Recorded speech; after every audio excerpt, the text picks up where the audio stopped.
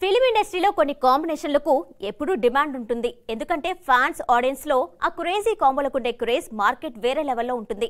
అయితే ముందుగా ఒక హీరో హీరోయిన్ కాంబో సెట్ చేసిన తర్వాత వేర్వేరు రీజన్స్ వల్ల క్యాన్సిల్ అయ్యే సందర్భాలు చాలానే ఉన్నాయి. అలాంటి వాటిలో rebel star Prabhas, star heroine Samantha combination కూడా ఒకటి. ఇప్పటి వరకు ఒక్కసారి కూడా కలిసి స్క్రీన్ షేర్ చేసుకుని ఈ క్రేజీ స్టార్స్ ఇద్దరు చేయాల్సిన సినిమా ఏంటి, ఎందుకు వర్కౌట్ కాలేదు, ఇప్పుడు చూద్దాం. Pan India star Prabhas continuous గా క్రేజీ ప్రాజెక్ట్స్ చేస్తూ జెట్ స్పీడ్ తో దూసుకుపోతున్నాడు. రీసెంట్ గా సలార్ చిత్రంతో తన స్టామినా ఏంటో చూపించాడు డార్లింగ్.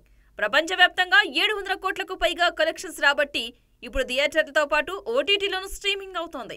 సలార్ సీక్వెల్ శౌర్యాంగ పర్వం పేరుతో రాబోతోంది. ప్రస్తుతం కల్కి, రాజా సాబ్ మూవీస్ సెట్స్ మీదున్నాయి. ఇక ప్రభాస్ సమంత కాంబోలో ఓ సినిమా మిస్ అయిందనే న్యూస్ నెట్టింటా వైరల్ అవుతోంది.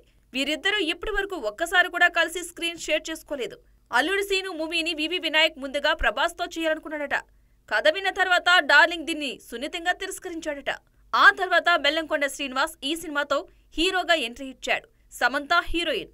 డెబ్యూ హీరో పక్కన చేయడానికి శ్యామ్ భారీగానే రెమ్యునరేషన్ తీసుకుందంటూ అప్పట్లో వార్తలు వైరల్ అయ్యాయి కూడా.